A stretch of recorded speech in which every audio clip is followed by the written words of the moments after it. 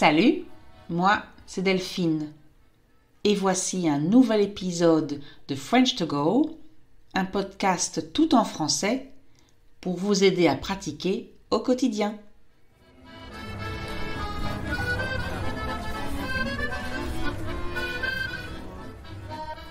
Bonjour à tous. Alors oui, je sais, j'ai raté une semaine. Ça veut dire que je n'ai pas publié d'épisode dimanche dernier. Mais j'ai deux très bonnes excuses. Enfin, pour moi, ce sont de très bonnes raisons, de très bonnes excuses. C'est vrai que j'aurais pu m'organiser à l'avance, c'est-à-dire enregistrer un épisode avant, mais je n'ai pas eu le temps. Et donc, mes deux bonnes excuses sont: la première, j'étais en France, en vacances, chez mes parents, pendant 10 jours. Et j'avais décidé à l'avance, donc j'avais pris la décision de ne pas travailler ou de ne presque pas travailler en France. J'ai donné quelques cours sur Zoom, j'ai annulé mes cours privés et tout le reste, je l'ai mis sur pause. Donc, j'ai fait une pause. Ma deuxième bonne raison, c'est que j'ai fêté mon anniversaire, et un sacré anniversaire, 50 ans. Ça va ? Ce sont de bonnes excuses, non ? De toute façon, si vous écoutez cet épisode, ça veut dire que vous ne m'en voulez pas, vous n'êtes pas fâché, énervé, en colère contre moi. J'espère que vous avez trouvé autre chose à écouter ou à faire dimanche dernier si vous attendiez l'épisode du podcast. Me revoilà donc aujourd'hui avec l'épisode 65. Je vous parlerai bien sûr de mon voyage en France, mais pas aujourd'hui. Parce que dans le dernier épisode, je vous ai promis de parler des langues étrangères. J'ai commencé à en parler et j'ai compris que j'avais beaucoup de choses à dire sur le sujet, qu'un seul épisode ne suffirait pas, ne serait pas assez. Et donc, me voilà à parler des langues étrangères et plus précisément des astuces, des meilleures façons pour apprendre mieux, pour se souvenir mieux et donc pour améliorer son niveau. Alors, je vais bien sûr parler du français, mais je pense que vous pouvez utiliser toutes ces astuces, ces trucs dont je vais vous parler, avec toutes les autres langues que vous apprenez. L'espagnol, le russe, le danois, le chinois, je ne sais pas pour le chinois, j'imagine que c'est très différent. On commence. La première astuce, donc la première idée, est que vous devez créer un environnement francophone. Ça veut dire que vous devez essayer de mettre le français dans votre vie au quotidien, tous les jours. Évidemment, c'est facile, c'est plus facile quand on habite dans un pays où on parle français. En France, en Belgique, dans une partie de la Suisse ou dans quelques pays africains. Mais même si vous n'habitez pas dans un pays francophone, donc où on parle français, c'est aussi possible de créer un environnement, d'ajouter des choses françaises dans votre vie de tous les jours. Par exemple, bien sûr, la musique. Écoutez de la musique. Même si vous ne comprenez pas du tout les paroles, ou pas beaucoup, ce n'est pas grave. Vous entendez la langue, vous entendez la mélodie de la langue, vous verrez que vous allez comprendre de plus en plus. Et donc, c'est important. Et si en plus, vous chantez en même temps, alors là, c'est parfait. Vous allez vous habituer, donc vous allez prendre l'habitude de parler en français. Donc la musique. Dans la même idée, regardez des films ou des séries francophones ou des films et des séries francophones. Alors francophone, faites attention si vous regardez des films québécois, donc qui viennent du Québec, au Canada. Le français y est quand même très différent. L'accent est très différent.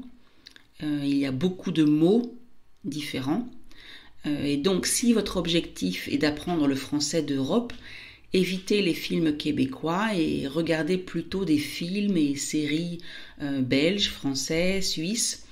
Vous pouvez en trouver gratuitement sur le site de TV5 Monde Plus.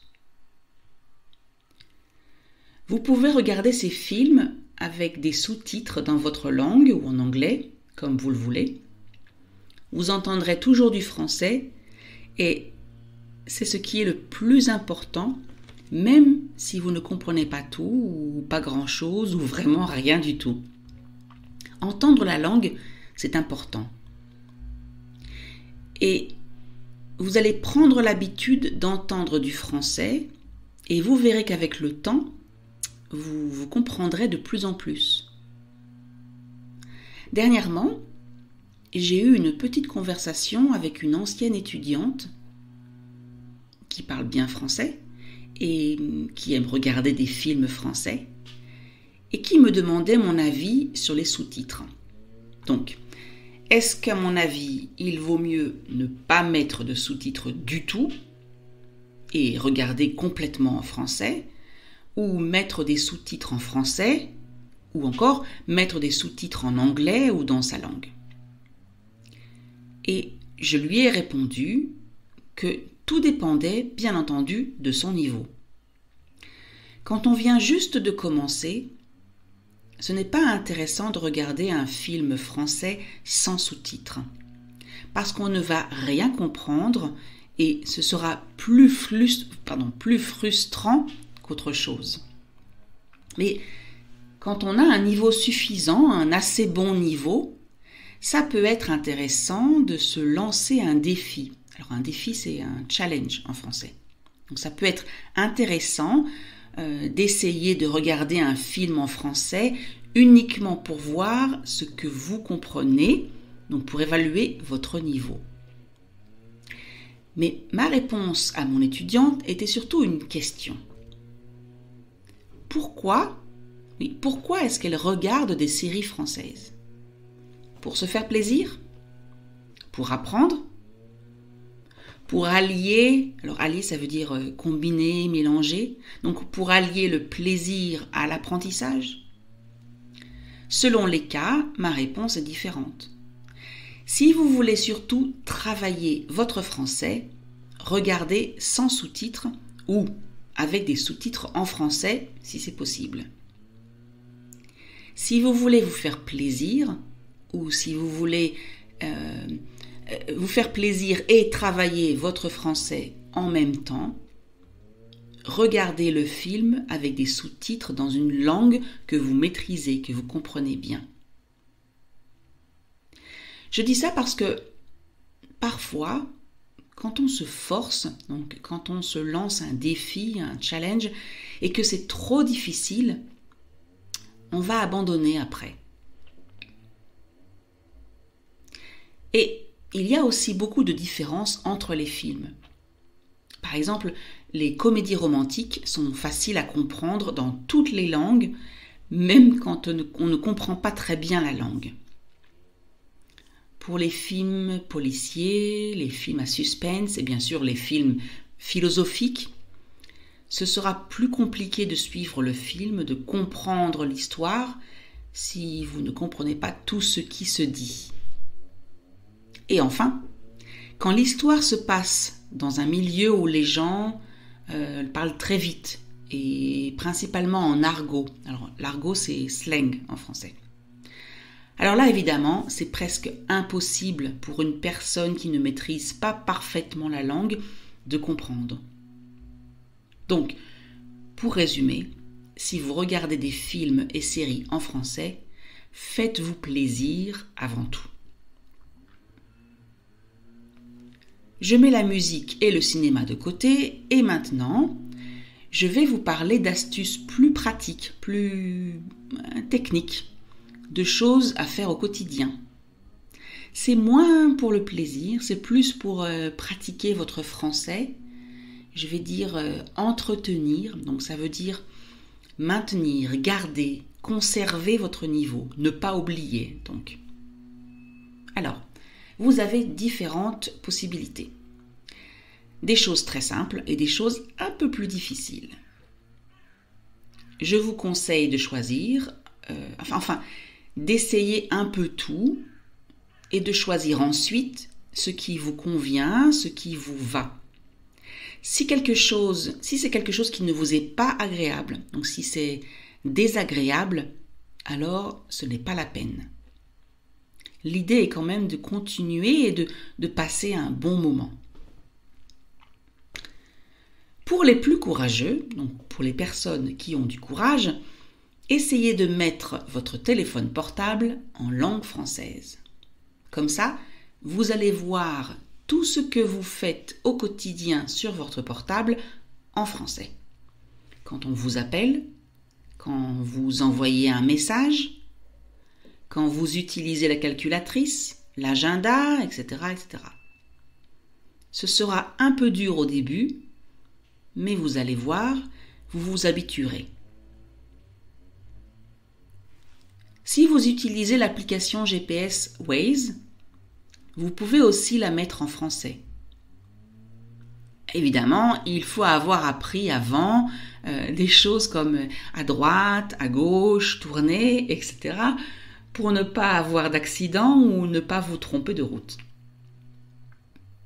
Maintenant, une astuce que je vous recommande vivement. Chaque fois que vous faites quelque chose, que vous voyez quelque chose, que vous achetez quelque chose, essayez de le dire en français. Et pas juste le mot, non, pas juste... Par exemple, si vous allez dans un magasin et que vous regardez les vêtements et que vous voyez une robe, ne dites pas juste une robe. Dites par exemple, j'aime beaucoup cette robe. Je veux acheter cette robe. Je trouve cette robe très jolie. Cette robe est très chère. Ou bien, j'ai déjà une robe comme celle-là. Donc ça peut être très simple, j'aime la couleur, et ça peut être plus compliqué. Je dois demander s'ils ont ma taille. Tout dépend de votre niveau. Mais en tout cas, essayez de faire une phrase. C'est très facile pour les objets du quotidien, parce que vous les voyez tout le temps, mais aussi les actions que vous faites chaque jour, manger, cuisiner, se brosser les dents, regarder la télé, etc. Par exemple, quand vous partez au travail et que vous prenez votre sac, dites tout haut « Je prends mon sac et je pars au travail ». Dans la rue, vous pouvez dire « Il y a beaucoup de voitures ». Vous pouvez parler du temps qu'il fait. « Ah, il fait beau aujourd'hui. Ah, il fait froid aujourd'hui. » L'idée est de commenter votre quotidien. Et le mieux, le plus efficace, le plus intéressant, c'est de dire les phrases à voix haute, donc de le dire vraiment. D'accord ? Je sais, vous ne parlez à personne, mais c'est important, pas seulement de dire la phrase dans votre tête, c'est aussi important d'habituer votre bouche, votre langue, votre mâchoire à prononcer du français.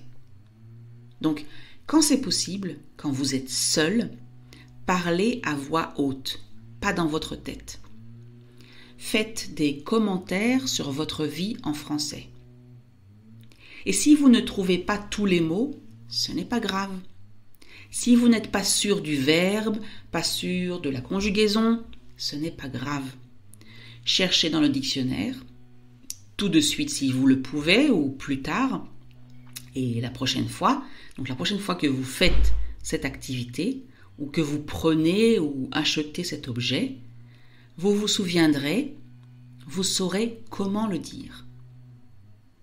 Et avec le temps, ce sera de plus en plus facile parce que, eh bien malheureusement, oui, c'est un peu triste, je ris mais c'est un peu triste, mais il faut le dire, il faut l'avouer, en général, on fait toujours la même chose. Notre vie est assez répétitive, il y a beaucoup de répétitions dans notre vie, et donc, pour apprendre une langue, c'est pratique. Voilà donc quelques astuces, quelques idées pour pratiquer votre français tous les jours ou toutes les semaines. J'espère que vous avez trouvé des idées intéressantes et surtout que vous allez essayer de les mettre en pratique, donc vous allez les essayer. Si c'est le cas, ce serait vraiment hyper, super, vraiment sympa de m'écrire, de m'envoyer un mail ou de laisser un commentaire pour dire si ça vous a aidé ou pas. Et bien sûr, si vous avez d'autres idées, partagez-les, écrivez-les, comme ça d'autres personnes pourront en profiter. Merci de m'avoir écouté jusqu'au bout. C'était un épisode assez long cette semaine. Et je vous souhaite une excellente journée ou soirée. Et je vous dis à très bientôt sur le podcast French to Go. N'oubliez pas de liker, de partager ou de laisser un commentaire. Et la prochaine fois que vous avez 10 ou 15 minutes de libre, écoutez un autre épisode.